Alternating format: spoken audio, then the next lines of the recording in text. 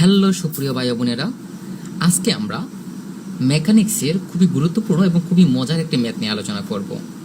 অনেকের কাছে মেকানিক্স সাবজেক্টটা হচ্ছে একটি ভয়ঙ্কর বাঘের মতো, কারণ অনেকে এই সাবজেক্টটাকে খুবই ভয় পায়।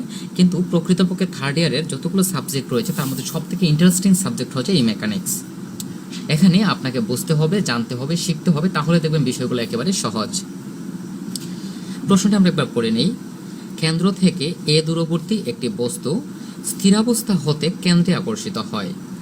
যদি কেন্দ্র হতে x দূরত্বে এর বেগ √(x²-x²/x² হয়, এর সমানুপাতিক হয়, তাহলে বেগের প্রকৃতি নির্ণয় করতে হবে। তো এই সমস্যাটি সমাধান করার জন্য আমরা প্রথমত একটি চিত্র এঁকে নেব।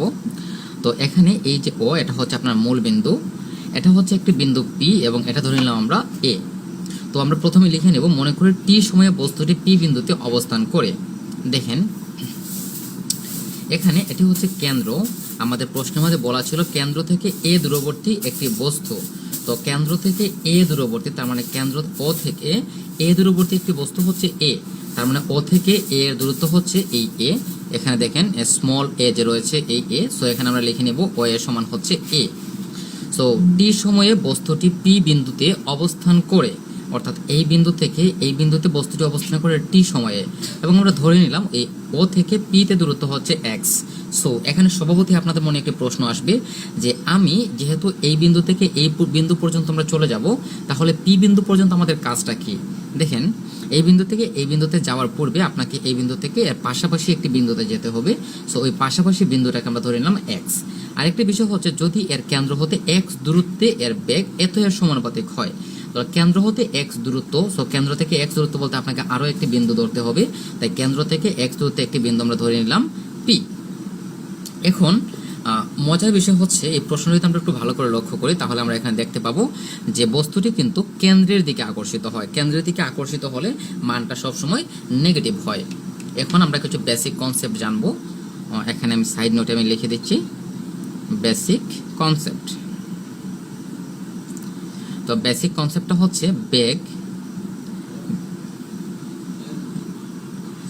বেগকে প্রকাশ করা হয় ddt অফ x দ্বারা, বেগকে প্রকাশ করা হয়, এবং ত্বরণকে প্রকাশ করা হয় d²x/dt² দ্বারা। সো এই বেসিক কনসেপ্টগুলো অবশ্যই আপনাকে জানতে হবে। সো আমি আবার বলছি যে বেগকে dx/dt দ্বারা প্রকাশ করা হয় এবং ত্বরণকে d²x/dt² দ্বারা প্রকাশ করা হয়। সো এখানে লক্ষ্য করেন এর কেন্দ্র থেকে x দূরত্বে বেগ, তাহলে বেগ এত এর সমানুপাতিক। সো আমরা লিখতে পারি প্রশ্ন মতে, আমরা লিখব প্রশ্ন মতে বেগ সমানুপাতিক এই যে মানটি, অর্থাৎ √(a²-x²/x²। সো বেগ এই মানটির সমানুপাতিক। সো আমরা এটি প্রশ্ন মতে এটি লিখে ফেললাম। তারপর এই বেগকে আমরা প্রকাশ করি ddt অফ x দ্বারা। তো সমানুপাতিক এখানে যে মানটি রয়েছে সেটা আমরা এখানে লিখে দিব। এখন আপনাকে যে বিষয়টি জানতে হবে সে বিষয়টি ভালো করে লক্ষ্য করেন। প্রথমত আপনাকে দেখতে হবে যে এখানে যে বলে দিচ্ছে তারা যে কেন্দ্র থেকে এ দূরবর্তী একটি বস্তু স্থিরাবস্থা হতে কেন্দ্রে আকর্ষিত হয়, অর্থাৎ এই বিন্দু থেকে বস্তুটা কেন্দ্রের দিকে আসছে। চিত্রটি ভালো করে লক্ষ্য করেন, এটি হচ্ছে কেন্দ্র। এই বিন্দু থেকে চিত্রটি কিন্তু এই কেন্দ্র অর্থাৎ ও এর দিকে আসছে। সো কোনো বিন্দু যদি কেন্দ্রের দিকে আসে তাহলে সমানুপাতিক ধ্রুবক সবসময় নেগেটিভ হবে। এখানে সমানুপাতিক ধ্রুবক আমরা কিসের জন্য দিব সেটাও একটি প্রশ্ন। দেখেন এখানে আমাদের যে মান সেটা হচ্ছে dx/dt, এবং এখন কিন্তু আপনাকে সমানুপাতিক চিহ্নটি তুলে ফেলতে হবে। তো যখনই আমরা সমানুপাতিক চিহ্ন তুলি তখন আমরা একটি কনস্ট্যান্ট আনি। তো এখানে অঙ্ক মেলানোর সুবিধার্থে আমরা কনস্ট্যান্ট হিসেবে মাইনাস মিউকে নিয়ে নিলাম। এখানে মাইনাস কিসের জন্য হলো লক্ষ্য করেন, আমি আবারও বলছি, মান যদি বা কোনো বিন্দু যদি কেন্দ্রের দিকে আকর্ষিত হয় তাহলে যে ধ্রুবক মান নেবেন সেটি নেগেটিভ হতে হবে। সো এখানে আমরা -√μ নিলাম, আপনি অন্য কিছু নিতে পারেন, কোনো সমস্যা নেই। তবে আমরা সকল অঙ্ক √−μ দ্বারাই আমরা ধ্রুবক হিসেবে নিব। সো এটার মতো আমরা একই মান নিলাম এবং এখানে যে ভ্যালুটি রয়েছে সেটা আমরা বসিয়ে দিলাম। অনেকের মনে এখানে আরও একটি প্রশ্ন আসতে পারে যে এখানে তো x² উপর x এর উপর স্কোয়ার ছিল এবং রুট ছিল, সো x এবং রুটে কেটে ফেলতে পারি। হ্যাঁ, আপনি চাইলে কেটে ফেলতে পারেন, কোনো সমস্যা নেই, কিন্তু আমরা এটি কাটলাম না, কারণ আমরা পরবর্তীতে এটা একসাথে কেটে ফেলবো। তারপরে এখন আমরা যে কাজটি করব সেটা হচ্ছে আমরা উভয় পক্ষে বর্গ করে দেব। বর্গ করার কারণ হচ্ছে যখন দেখবেন আপনি রুট চলে আসছে তখনই আপনাকে বর্গ করতে হবে। সো বর্গ করলে এটা হয়ে যাবে ডিডিটি অফ এক্স স্কোয়ার, এবং এখানে মাইনাসটা স্কোয়ার হয়ে যাবে, রুট ওভার মিউ স্কোয়ারে কাটা যাবে, মিউ থাকবে এবং এখানে চলে আসবে X square minus X square by X square. তারপরে এখানে আমরা যে কাজটি করব সেটা হচ্ছে মিউ তো মিউ, এটাকে আমরা দুটি ভাগে ভাগ করতে পারি, X square by X square minus X square by X square.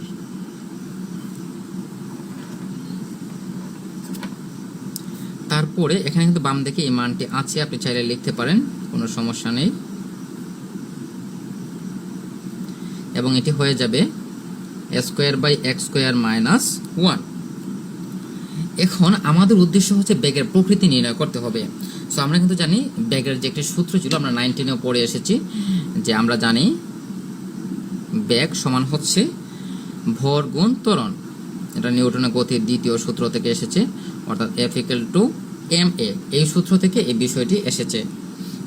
So আমরা যদি এখানে বেগ বের করতে চাই তাহলে আমাদেরকে প্রথমত ভর বের করতে হবে এবং ত্বরণ বের করতে হবে, কিন্তু ভর যেহেতু কনস্ট্যান্ট, ভর বের করার প্রয়োজন নেই, তার মানে আমাদেরকে এখানে ত্বরণ বের করতে হবে। এবং আমরা জানি ত্বরণকে, এই দেখেন এখানে ত্বরণকে আমরা D square X by DT square দ্বারা প্রকাশ করি। সো আমরা যদি D square X by DT square আনতে চাই এখানে, তাহলে এই যে লাইনটি আমরা দেখতে পাচ্ছি এই লাইনটাকে টি এর সাপেক্ষে অন্তরীকরণ করতে হবে। সো আমরা লিখব টি এর সাপেক্ষে অন্তরীকরণ করে পাই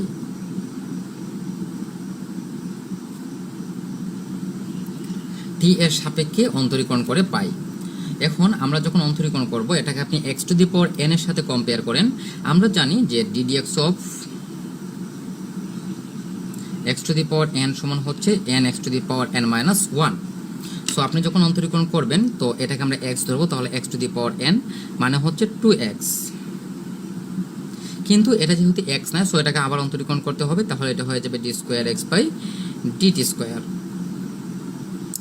এখন এখানে মিউ তো মিউ, এটাকে যদি আমরা অন্তরীকরণ করি x উপরে চলে যাবে, তাহলে এটা হয়ে যাবে x ইনভার্স 2 হয়ে যাবে। অর্থাৎ এখানে এই মানটাকে যদি আমরা এখানে লিখি তাহলে লক্ষ্য করেন s স্কোয়ার x ইনভার্স 2 হবে, এবং s square x inverse 2, s square কিন্তু কনস্ট্যান্ট, সো s স্কোয়ার আমরা লিখবো পরে, এবং x ইনভার্স 2 এর অন্তরীকরণ হচ্ছে minus 2 x inverse minus 2 minus 1, এবং এখানে ছিল আগে থেকে একটি x square, so sorry s square, so এটা আমরা এখানে লিখে দেব।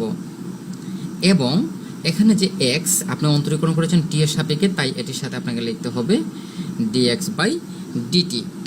এখন দেখেন এখানে dx বাই dt রয়েছে, এখানেও dx বাই dt রয়েছে, এই দুটি dx বাই dt আপনি কেটে ফেলতে পারেন। তারপর এখানে আমাদের থাকবে, এখানে 2 বাদ দিতে পারেন, এখানে 2 আছে, এখানেও কিন্তু 2 রয়েছে, সো উভয় পক্ষে আপনি 2টাও কেটে দিতে পারেন। তাহলে এখানে আপনার থাকবে D square X by DT square, minus কিন্তু থাকবে মাইনাস মিউ